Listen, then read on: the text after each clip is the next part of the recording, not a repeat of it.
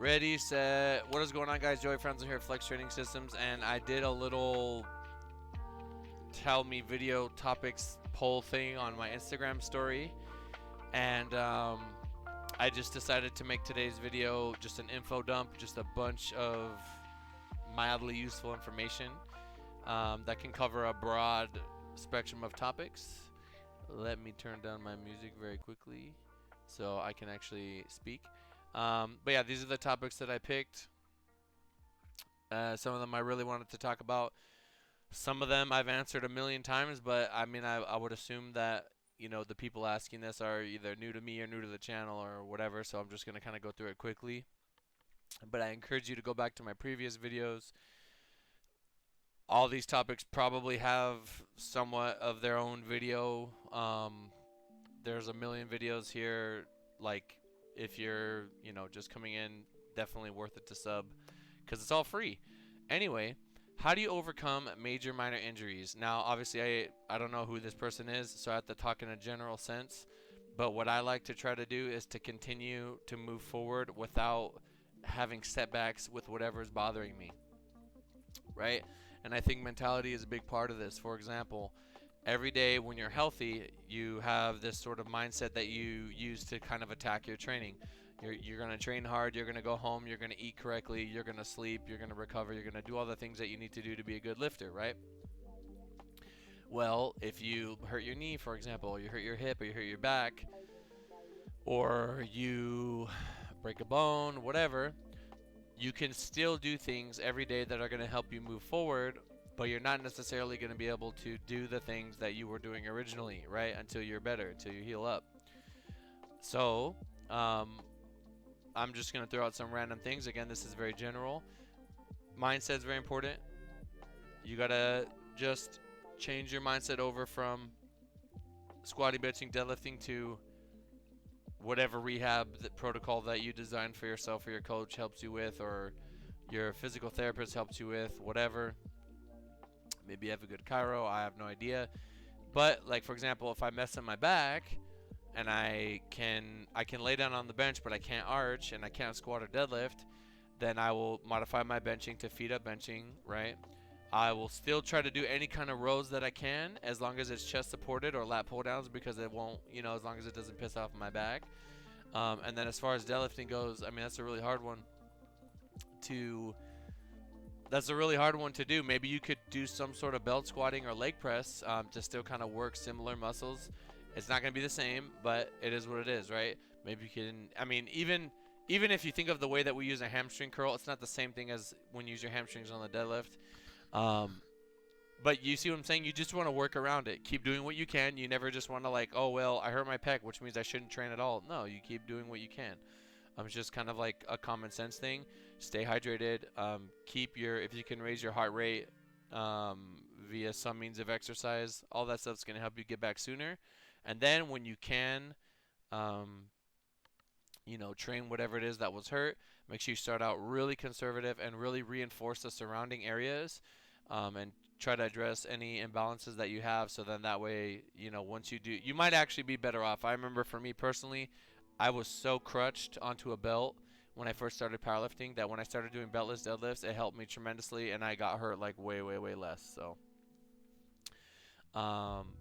but yeah, the mindset part is the number one takeaway I want you to take away from this. You got to just shift your mindset. It's no longer squat, bench, deadlift. It's, I'm going to aggressively attack my rehab. I'm going to do the things every day that I need to do to get me back up to speed. Okay, number 2, how long should you warm up? So for warm-ups, I think it should vary from person to person. But the purpose of a warm-up is literally to raise your temperature, right? Raise your body heat, you become a little bit more elastic that way. It's a lot easier to do things when you're warm versus when you're cold. And I think you should try various warm-ups and see which ones correlate to a better training day, and then that's going to be what you're going to run with. For example, in the past, I used to just squat. I used to just go under the bar and squat. But once I started to get strong, I realized I needed to take extra time to really dial things in. So what I do now is I will do the bike for 5 to 10 minutes. I will do some static stretches. I know people always say you shouldn't do that, but I mean, it definitely helps me. I don't know what to tell you. If I didn't do it, mainly with my lower back, if I don't stretch that, and I accidentally have a movement or something in an area where I shouldn't, I'm gonna get hurt. If I don't stretch my adductors and I'm squatting heavy, I hurt my adductors. It's like I've done it on a few occasions where like, oh, I didn't stretch my quad today. Squats just feel terrible, and then I end up hurting something. So that's for me personally. For my bench, I do kind of just bench. But what I do is like I'll just do a lot of stuff with the bar. But if I'm at a commercial gym, or sorry, not a commercial gym. If I'm at zoo, we have a bike there, and sometimes it's hot outside.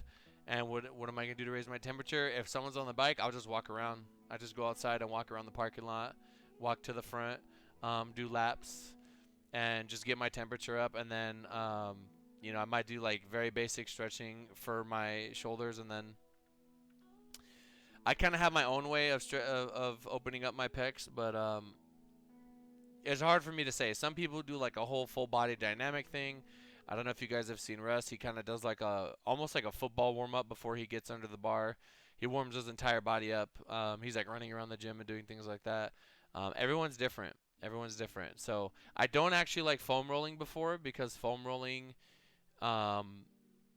like, think about it. Like, do you want to give yourself a chiropractic adjustment before you squat? Like, probably not the best thing. So you do want some stiffness. Just keep that in mind. Like, you want to be rigid, you want to be tight, you don't want to be super crazy loose more than you could, kind of get on your own. So warm-ups are very individual. I would say my warm-up probably takes 10 minutes. I could be warmed up in 10 minutes, and then I'm at the bar, if that makes sense. Low back pain rehab, I kind of already went over that. So me personally, anytime I deal, thank you so much for the follow. Anytime I deal with anything with my lower back, my go-to, and this is for me personally, is like some sort of decompression. I love the inversion table. There's a lot of different things that you can do to create just like a relief of pressure.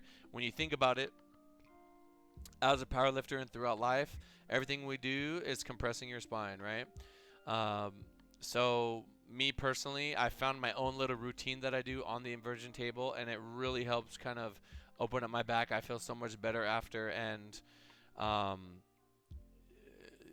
like, I don't think I'd be here today, or I would not have as much quality of life and enjoyment for lifting if I couldn't manage my back, because just as much as we are lifting heavy, we need to find a way to kind of relieve that. Not everybody's going to need that, but for me personally, I know it helps a lot.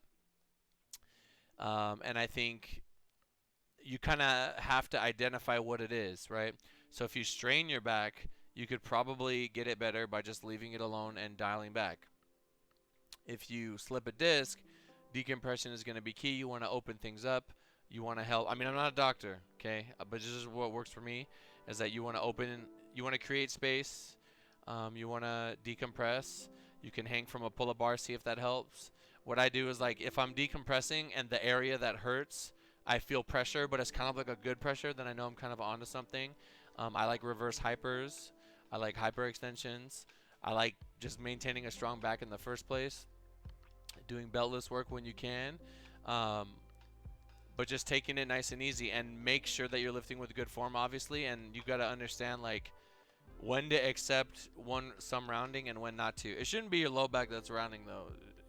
Usually if there's rounding, it's because you're butt winking on squat or something like that. And if you can identify that, maybe it's unavoidable. Like, I know some people, if they're going to hit depth, maybe they're a little bit overweight, and the only way they're going to hit depth is if they butt wink, right? So unless they're going to lose a ton of weight, which is a long-term solution, in order to prevent that from happening, aside from changing their technique, they're going to have to just find a balance where they can train. Here's the thing, right? For powerlifting, we have to squat with our hip crease below the top of our knee. We have to do that, right? And I truly believe it's rare, but there are some people that I just don't think they're just not meant to do that. So it's a lot harder for them, and it's going to give them a lot of problems. Just like somebody like me, I have an incredibly long and mobile right torso. It's pretty flexible. It does not help when I'm trying to pull heavy on deadlifts, right? It's just not. So it causes problems. It makes things more complicated. So you got to kind of find the right balance of movements so that you can progress and not get hurt in the first place. Maybe there's a popular, like, bent over barbell rows. There's no reason for me to do them. There's no reason for me to do them. It hurts me. You know what I mean? Other people, it's a great movement. It's a great back builder. Maybe there's better movements, like a seal row or something like that. But um, again, I don't know this person. I'm just speaking generally about low back rehab. I like decompression. You have to try different things, see what works for you. Some people like taking, like a sauna or something like that, and then stretching, and then staying mobile, increasing blood flow. Drinking water and having enough protein is going to be, like, obviously super important for everyone. So very general. We already went over it in number 1, but I'm just touching on it. Number 4, weight loss for powerlifters. So the original question was something about like a weight loss strategy. How much should you lose? How fast? Whatever. So I like to eat the most amount of food possible while still achieving weight loss of around half a pound to a pound a week, like a full 7 days. So you need to establish your maintenance calories, and then you're gonna. Me personally, I like to lower fats a little bit more than most people. I got that from Alberto Nunez. He likes low fat, but I mean, you got to be careful with that because you're gonna mess with hormones or whatever.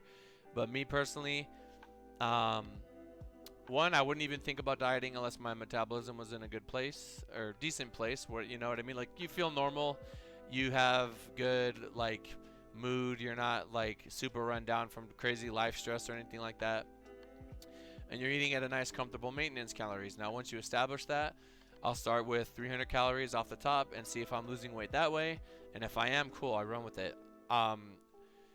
I like to be a little bit hungry before bed, and once I really, like, me personally, I like to diet hard for 4 days, and then for 3 days I'll do like a big refeed, a moderate refeed, and then I have an optional moderate refeed. But it's all tracked, it's all net. The net 7 days, you want to make sure you're under what your weekly caloric maintenance would be, and then you want to also account for steps and things like that. Try to integrate your total energy expenditure, whether that's your training is going to be constant, so you don't really need to moderate that, but like how many steps are you taking per day is a nice, you can do like a blanket 8,000 steps a day, and you're going to train 5 days a week, and then you have X amount of calories. So you're tracking all the variables that you need to track, right? Making sure you get enough water, fiber, whatever, and then make sure you're eating. So what is that? 300 a day, 3 times 7, 2,100 calories a week under your maintenance. That's a nice place to start, and then you kind of adjust, right? If you're losing weight, cool, you write it out. Eventually you're going to stop losing weight, and then you need to go from there. But you have to also temper your expectations and understand that you're probably not going to be super strong the lighter you get. Like, if you're losing crazy weight, like if you lose 20 pounds and you've made a couple adjustments, then your belt's going to fit you different, and it's just going to be difficult for you to have the same expectations versus like when you're eating Chipotle every day and you just have like unlimited food, right? So I think tempering expectations is the hardest part. Executing and just like eating less, I mean, I could do that all day, but wanting to be strong in the gym is a hard thing to let go of, especially for lifters. I hope that helps. I would not recommend competing if you have to do like a crazy diet into the meat. Okay, number 5. How to part ways with the coach if you still like them as a human. If you still like them, right? I thought this was an interesting question. I've seen this person's name many times. And I think I've seen them in chat a few times too. And I really wanted to answer their question. And I want to give you some just like perspective, because I understand both sides. I think it's very, very important, and this is something that I would love to see more of just in the community, is just people being more upfront with people, like one-on-one, and just explaining to them if they're thinking about leaving, like what are their reasons for potentially leaving, and then seeing if they could come up with a solution with their current coach to prevent that from happening, right? A lot of people feel like their coach needs to just read their mind, and that's, I mean, I could read a couple minds, but not it, but you can't read all the minds, right? There's going to be some people that, especially because it's just inexperience, they don't know what it's like to have a coach. They don't know how the process works, so they have an expectation of like you're just supposed to know everything and be God, right? Which is not true. They're humans, they're doing their best, and I genuinely believe that most coaches truly are trying to do their best, right? But there are a lot of lessons that they're not going to learn unless they kind of go through some sort of adversity trying to help somebody get better, right? You can try to put all the contingencies in place to make sure everything is perfect, but something's going to go wrong eventually. You're going to run into something, and that is when you guys really have to communicate. Communication is key to get through it. What really sucks is when a lifter wants to leave a coach, but they don't communicate what their concerns are. They just change their mind, or they just want to go. And it's like, one, I mean, me personally, I would like to think that a lot of coaches would feel the way that I feel, that if there's no communication there and the person just wants to go, it's almost like, oh well, I had almighty push. Thank you so much for the sub. It's almost like they had you have all these plans for this person, you're thinking about things, and maybe you're like, all right, I'm gonna push them really, really hard, they're gonna get fatigued, they're gonna feel like shit, and then I'm gonna pull it away and they're gonna hit big PRs. But you don't communicate that with the lifter. They don't know what to expect, so they think, oh, this isn't working for me. They just see the short term, oh, my numbers are going down, but they don't understand that the peak is coming, the taper is coming. They didn't even give you a chance to execute it, right? And the same, even if it's not that, if it could be anything, if you don't communicate and you just dip, that coach, I will tell you guys this, and when people come to me, we have coaches or people here from every coaching entity, right? Everyone, like literally everyone that coaches, we have people, right? And there's a lot of people, there's a lot more people that we don't have from them, because I've literally said to people, well, why do you want to leave your previous coach? It looks like you've been with them for a long time. They probably know more about you than I will. I'll have to figure it out from the scratch. I could ask you all the questions, but like, I still got to fill you out and kind of see what's going on. And I've convinced people to stay with their coach because I feel like, one, they owe it. I mean, like, if they haven't even had a conversation with them, like, hey, you know what, this is bothering me, like, can we work on this? Then how can they help them? You know what I mean? It's like, it's hard.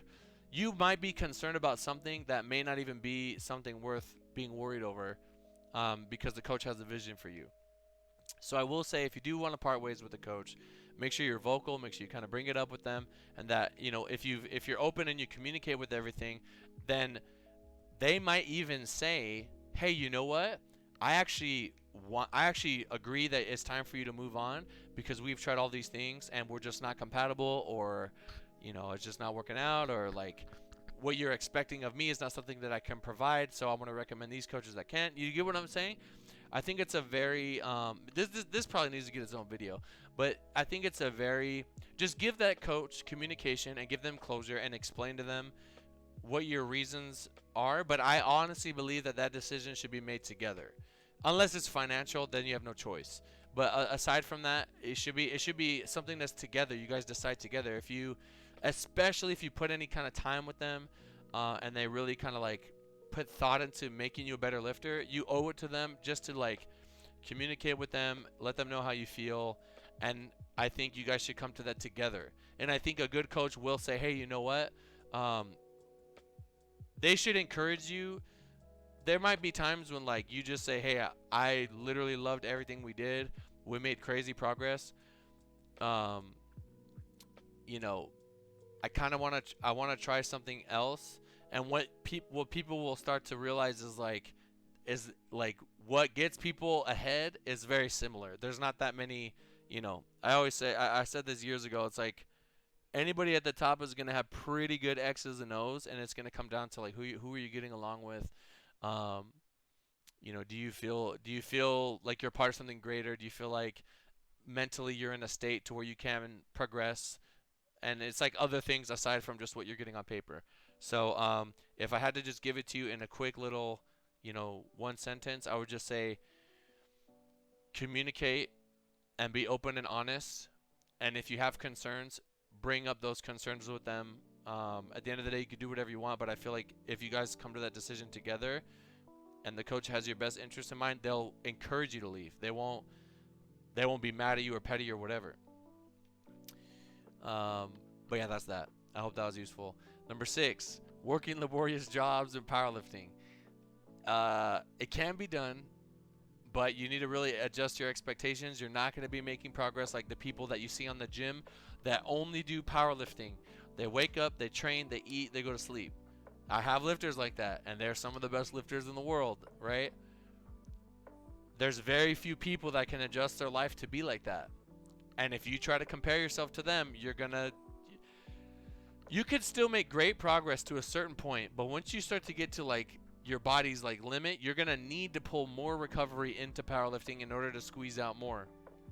And it's going to be very difficult if you have a job that's like sucking all of your, you only need so many calories in a day. If that job is taking that from you, if you have a really hard squat workout and your body is torn up and you need to rest and you're out doing a hard labor job, you're not recovering now. Now you're delaying your recovery.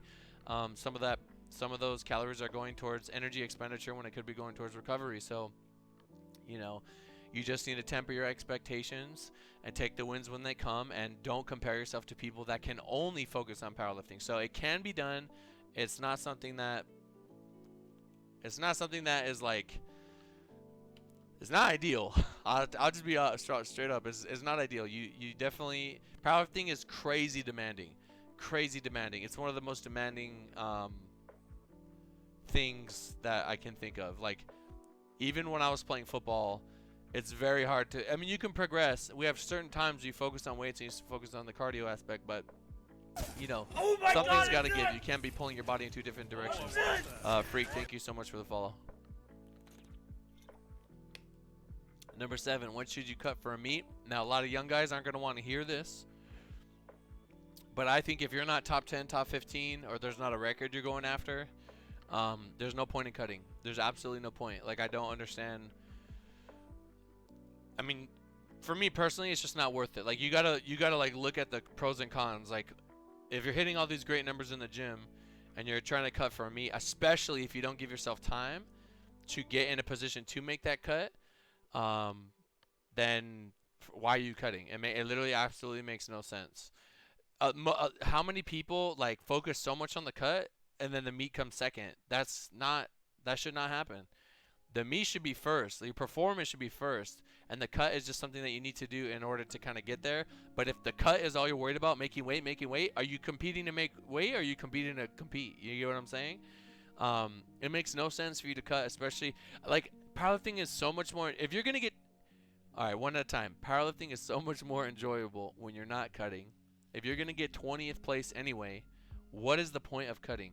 You could just not cut, place the same, and actually have a good time lifting. You know what I mean? Like, it just blows my mind, but I understand it because I deal with this all the time. So you should cut for a meet when you feel like you can achieve something that can only be achieved while cutting without sacrificing your performance too much. Let me give you guys an example. If I can squat 700 pounds comfortably in the gym and I'm at under 240 pounds, I would consider cutting to 105 because I would like to do that. I might not do it my first time. I might get close. I might hit like 683 or 677. And then I'm like, okay, I need to like bulk up a little bit, cut back down, and then try it again, right? It is something that you might not get right. You maybe want to challenge yourself. I don't know. There's a lot of different reasons, but I just think if you're early on, there's just no point. So you should cut for a meet after you've done a meet already. Don't cut. You don't need to cut for your first meet. That makes no sense, right? That's nuts. Just compete and then kind of go from there, and then you can kind of have perspective. Like, oh, what did you enjoy more, right? Okay, how to break through bench plateaus. I kind of talked about it with the people on stream a little before, but for bench, and the reason why I'm going to use bench because the same thing applies to other things. It's just bench is a little bit more you could be a little bit more, how do I say, like, no mercy with it, right? You can add more bench, and it's not going to have the same ramifications as adding more squat and deadlift, right? Because it's smaller muscles, you're probably not. Like, here's the thing: if you're really strong and big, benching with low frequency, you're going to probably make decent progress. If you're really small and weak, benching with low frequency, you're probably not going to make more progress. So as good progress, regardless of where you're at. And the reason why I said that is because if you're a big person that can do low volume and progress, you're not going to be asking me how to break through bench plateaus, right? But trying to break through any plateau, think of it like this. There's a developmental side, like you got to build up enough muscle, and then there's a technique portion. So you're constantly going to be building muscle, you're constantly fixing your technique, and then we're going to get into, like, training. I like to think of training as applying and removing stress, and doing this at appropriate times in order to kind of coax the body and, like, kind of convince the body to get stronger, get stronger, get stronger.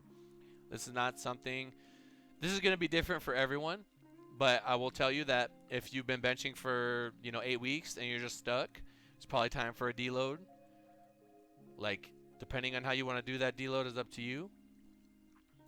But probably time for a deload. You probably, if your strength doesn't come up after that deload, then you probably weren't doing enough.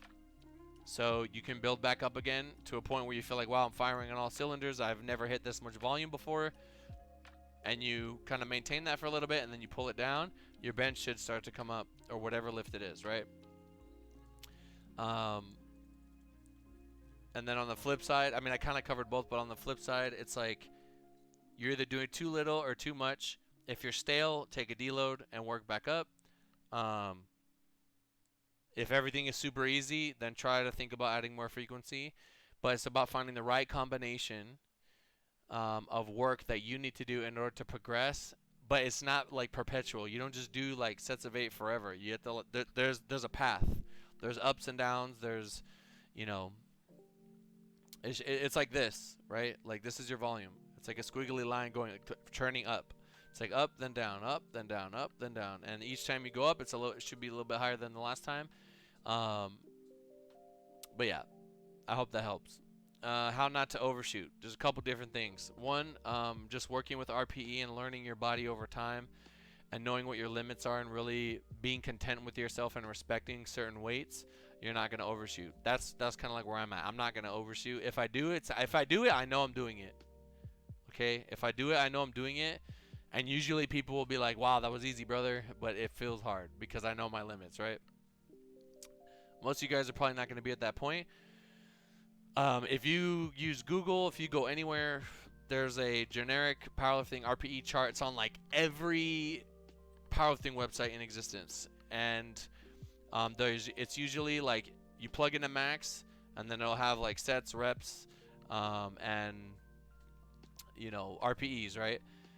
So if you're doing a triple at RPE 8 and this is your max, boom, this is kind of like a ballpark idea of what that RPE should possibly be like for you.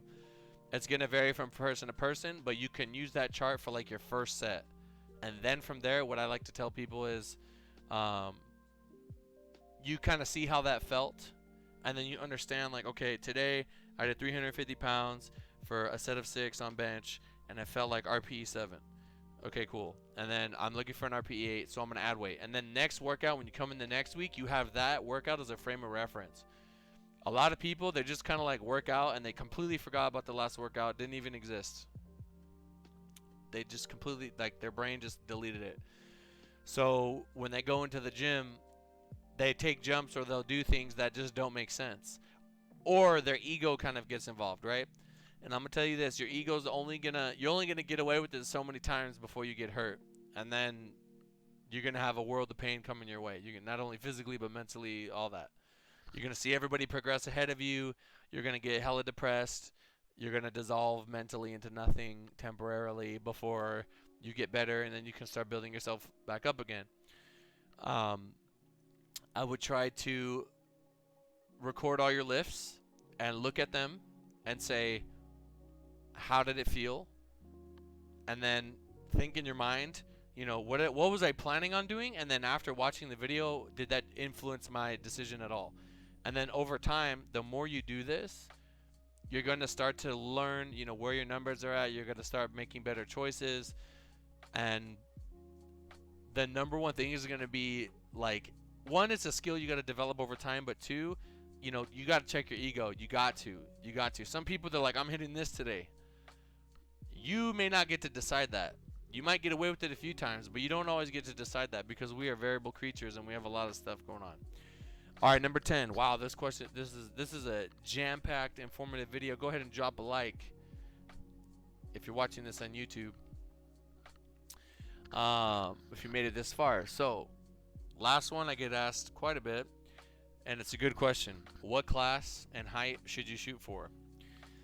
What I like to do when answering this question is tell them, look at the top people in your weight class. Look at the top 10, top 5 lifters in your weight class. How tall are they and how much do they weigh, right? And where do you kind of fit? For example, Dennis Cornelius, best 120 lifter on the planet. He's about 5'11", 6 feet. 5'10" to 6 feet, somewhere in there. And he's a 120. Now, you might not want to just jump to 120 right away, right? Everybody's different, and you're not the best. You might not be the best in the world, right? But you could slowly kind of get an idea of where you're at and be like, all right, well, if I'm 5'10" and I don't want to be 120 because I'm relatively lean and I like the way that I am, then you can expect to have worse leverage than someone who is your height that weighs X amount more than you, right? Now, this is not the case in every scenario, as there are freaks out there that just have just crazy leverages and crazy musculature. Despite having bad leverage, there's all kinds of like anomalies, but generally you're going to see somewhat of a trend. You know, typically the lighter classes are going to be a little bit smaller height-wise versus the bigger classes. That's kind of like how it is, right? If all the best lifters in the 83 kg class are between, you know, 5'5" and 5'8" or 5'7", then, you know, and you're freaking 6'1", you're probably not going to be lifting in the 83 kg class, right? And if you are, you're going to be severely limiting yourself for what you're capable of at the moment until it's time to move up. And so on and so on. Now, you know, there are exceptions to the rule. There's going to always be someone that is like, for example, John Hack made no sense being as good as he was, as tall as he was. Literally.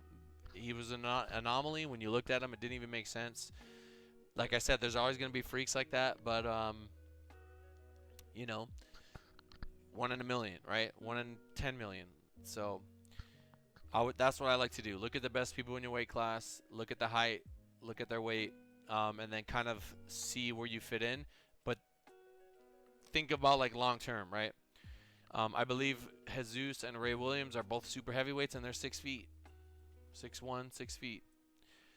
I don't really know any crazy good powerlifters that are like 6'5", 6'6", 6'7". I just don't know them.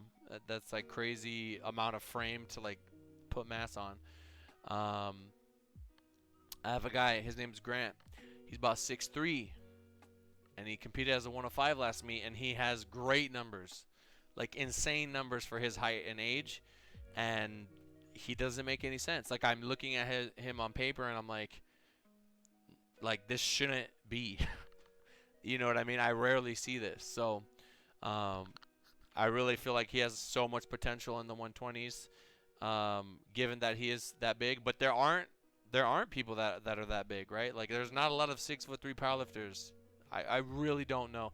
I bet you of all the people competing at nationals that are 6'3" and up, there's like less than 15, 10 even.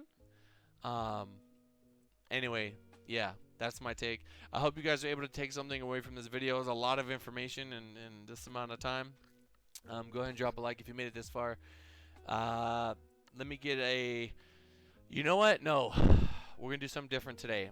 In the comments below, I want you to let me know how long have you been watching my channel? So how long have you been subscribed? Did you just subscribe, but you've been watching for a long time? I want to know who the OGs are. I want to know who just came in.